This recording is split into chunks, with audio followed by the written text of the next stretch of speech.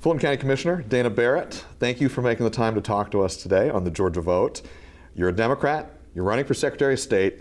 We always start with this question: why should voters give you their support? Well, look, I'm running for Secretary of State because there's a huge affordability crisis in Georgia right now. People cannot afford gas at the pump. They cannot afford rent. They cannot afford health care. And I very much appreciate that because I'm a single mom and a breast cancer survivor, and I know what it's like to have more bills coming in than money in the bank. But the reality is that we cannot fix the affordability problem if we do not have free, fair, and secure elections. That is the cornerstone of our democracy, and our elections are under attack right now. That is why I was willing to go to jail to stand up for our elections in Fulton County, and it's why I'm running for Secretary of State. Let's talk about that. You talk about a legal dispute in Fulton County that just a few weeks ago the Georgia Court of Appeals weighed in on, but for folks who maybe are not familiar with the situation, two Republican nominees to the County Board of Elections came before the Board of Commissioners that is controlled by Democrats, and a majority of the board did not move to put those Republican nominees on the Board of Elections. Republicans cried foul. They said that this was an example of Democrats electioneering.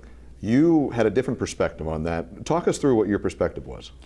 Well, first of all, they have the Republican Party, the Fulton County Republican Party nominates. They are not the appointers, they are the nominators. And 2 years prior, they did the same thing. They presented us with two people that we did not feel were qualified because we felt that the people they presented really had a known record of election denierism and sort of a goal of undermining our elections and not really the goal of the Elections Board. And so in 2023, we rejected those nominees, did not appoint them. And at that time, they followed what we believed was the law as written, which was to just provide us additional nominees. And then we went ahead and appointed the additional nominees that they provided. So when this happened again in 2025, one of the people was the same person. We had the same attitude at that time, which was these people are not being seated on this board to do the right thing for all of Fulton County citizens. We need better candidates, so we're not going to support them. Do you worry at all that that decision to not appoint that Republican nominee opens the door to a slippery slope scenario where perhaps in a future iteration of the Fulton County Commission that could be controlled by Republicans, they may move to not appoint Democratic nominees to the board?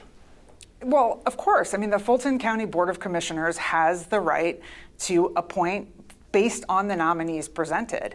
And if either party is presenting nominees that are not up to the task, then by all means, the Board of Commissioners should vote no. That's the role of the commissioners in this scenario. So, I don't think it sets a precedent. I think it's always been that way. At the core of this conversation, at least where we are right now, I think the 2020 election is lurking very much in the background. So let's spend a moment and talk about that. There are a lot of people who have very different perspectives on the 2020 presidential election, in particular here in Georgia. Some people in Georgia have questions about the results that came out of that election, and some people have raised criticism, and they have alleged that Fulton County did not handle the 2020 presidential election properly. To people who raise that criticism, what would you say? Well, first of all, the 2020 election in Fulton County has been litigated and relitigated and analyzed and studied and audited, and every time it's come back clean. Nothing would have changed the outcome of the election. Nothing was intentional. We had the normal errors that one has within the margin of error, like any election anywhere. And I think the other thing people don't realize is that since 2020, we have run 25 elections in Fulton County without a complaint. Nobody complained at all about the 2024 election. Interesting, right? So why are we still talking about 2020, which was litigated and found clean? This is all rhetoric. This is all about trying to undermine the 26 elections, the 28 elections, and to take control away from the county because it is a heavily Democratic county and the largest county in Georgia. If you became Secretary of State, what would you see your role as in working with or perhaps opposing the federal government as it is led by President Donald Trump right now? Well, I mean, there are already rules and guidelines in place about what the federal government can and cannot do, and we've seen Donald Trump step all over those and certainly make attempts to do things that are not even constitutional, like federalizing elections. So, of course, we're going to push back. Georgia is not, as Secretary of State, I'm not going to allow an overreach by the federal government. So if that means, having to bring a legal case in partnership with the Attorney General's office, then absolutely that's what we'll do. But I think we are always going to follow the law, to be clear. But when the laws need to be challenged, we'll do that as well. We have an obligation to have free, fair, secure elections in Georgia, and it's my goal that every eligible voter in Georgia who wants to vote should be able to do so just as easily in any county of the 159 counties without fear of intimidation, without fear that their private data is going to be stolen. That should be the goal of the Secretary of State's office. I want to talk more about the brass tacks of how you would propose accomplishing those goals. Let's dwell for one more moment, though, on one of the offshoots of 2020 that we saw happen this year. The FBI executed a search warrant on the Fulton County Board of Elections office.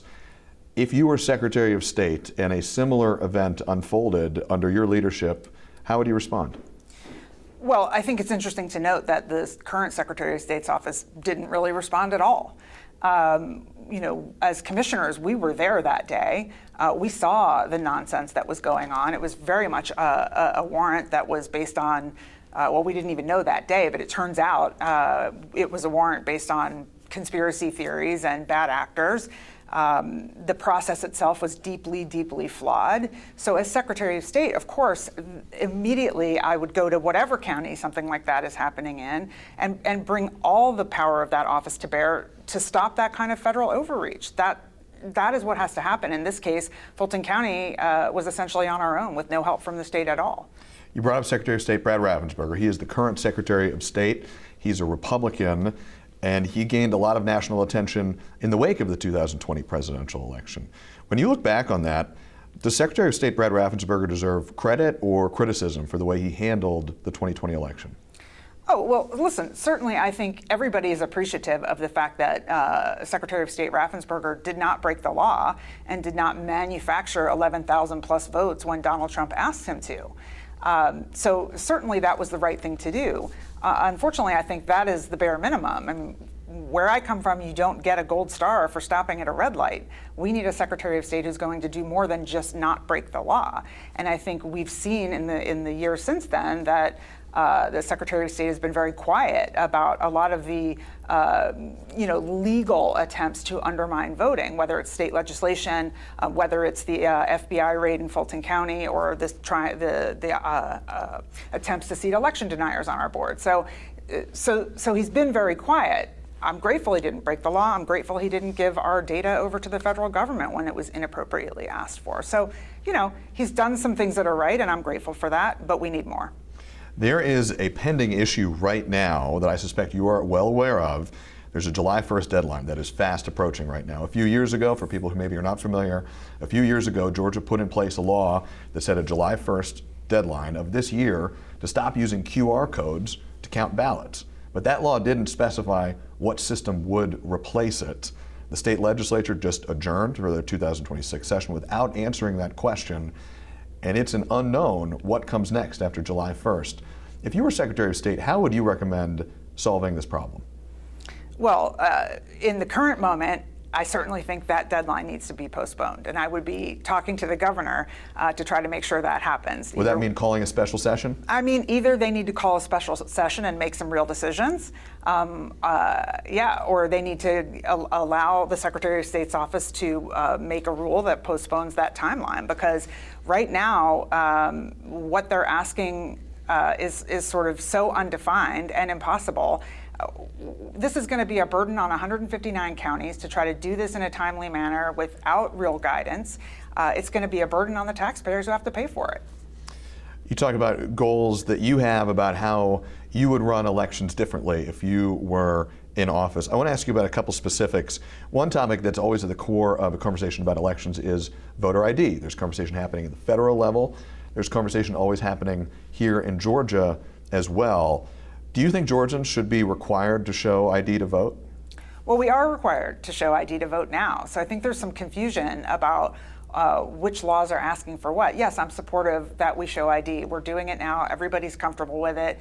There's really not an issue around it. I think what is getting mixed up in that is the conversation about the SAVE Act and the proof of citizenship. An ID is not proof of citizenship. And so this idea that Georgia voters are going to have to come with additional paperwork to prove that they are citizens is a burden. And I think the government can answer that question. We know who our citizens are. The onus should be on the government to determine if the person is a citizen or not on the citizen to show up with paperwork that for some is harder to get than others. So, forcing people to go pay for a passport or a birth certificate copy if they don't have it, especially at the last minute, can be an onus. Let's talk about another thing we get questions about as well. And, well, I'll just ask it straight up. Do you think Election Day should be a state holiday? Oh, yeah. That's an easy answer. Absolutely. Look, at the end of the day, we should want participation. The more people that vote, the better. That's not what we're getting from Trump and the MAGA contingent. They want the least people to vote. I want the most people to vote. I think we're going to have the most representative, best government possible if more people participate. So let's make it easier for them. Now, you pointed the finger at Republicans and Republican leadership. Election Day is not a state holiday in Georgia, and Republicans have led the state for the last 20 years or so, but Democrats did it before, and they didn't make Election Day a holiday either. Is this a bipartisan missed opportunity? Absolutely. I mean, I think this is something we really should consider doing. And, why it didn't happen when Democrats were in charge all those many moons ago, who knows? Personally, to me, it's an obvious, it's a no-brainer. It's no secret that Republicans have led the state. They control the state legislature, the governor's mansion, the Secretary of State's office, the Attorney General's office, and it's been that way for about 2 decades. You're running to flip that script and become the first Democratic Secretary of State in quite some time. Why do you feel confident that you can actually pull it off? Look, I think there's a lot of people right now that are frustrated with leadership. And I think, what we're seeing in the state legislature, in particular here in Georgia, and in our statewide offices, is a lot of politics and not a lot of actual action that's good for citizens. So I think between what is happening at the federal level with Donald Trump and what is happening at the state level, there's a lot of frustration. And this legislative session is evidence of that. Not a lot got done, to be honest. And so I think there is an opportunity right now for independents who don't really feel like they have a home on the Republican side, and for some Republicans who are frustrated, who are looking for something different. I think the Democratic Party has changed over time. It really is a big tent. Their fiscal conservatism is not really owned by the Republicans anymore. There are actually a lot more Democratic policies that are fiscally responsible. And so I think there's an opportunity here to really change the dynamic in Georgia. We've covered a lot of ground, but I would be remiss if I didn't ask you this. From where you sit, what's the number one issue facing Georgia voters that you would want to tackle if you're elected? Everything comes back to free, fair, and secure elections, and I hate to continue to beat that drum, but all of the other issues that we care about in Georgia, whether it is the affordability issues, whether it is education, whether it is common sense gun laws, whatever it is, we have to be able to choose our leaders, which means we have to have free, fair, and secure elections. So I think that is the cornerstone. But there's a whole other piece here, which is that the Secretary of State's office can provide opportunity for people. The office also is responsible for all of the licensing of businesses, nonprofits, business registrations, and securities fraud investigations. So there's a lot going on there that is about protecting Georgians' ability to make money and keep their money. And right now, those systems have not been updated in decades. I was talking to a contractor up in North Georgia when I was moving around the state, and he was telling me he's out in the field. He's got to pull subcontractor licenses while he's out in the field, but the site is not mobile friendly. I mean, this is 2026. How can we have a site that is not mobile friendly? There are a lot of opportunities that are being lost by small businesses because of the antiquated systems in the Secretary of State's office. That's how people make their money is through their small businesses, right? So there's a lot there. And I think bringing everything back to what people are dealing with every single day at home, how do I pay the bills? This office has a lot to do with that.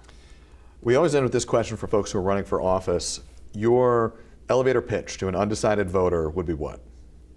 The elevator pitch, I love a good elevator pitch. Well, look, I am the only candidate in this race for Secretary of State on the Democratic side who has ever been elected, who has beat a longtime Republican to take my seat, who has a technology and small business background and will be able to sort of hit the ground running on day one, and maybe most importantly, who has been in the fight to protect our elections for years now. I've shown I have a backbone, and I'm not going to back down when it comes to protecting Georgia voters. All right, Fulton County Commissioner Dana Barrett. That was a long elevator ride. Well, you know what? You worked in tech. You know the elevator pitch can take different definitions for lots of people.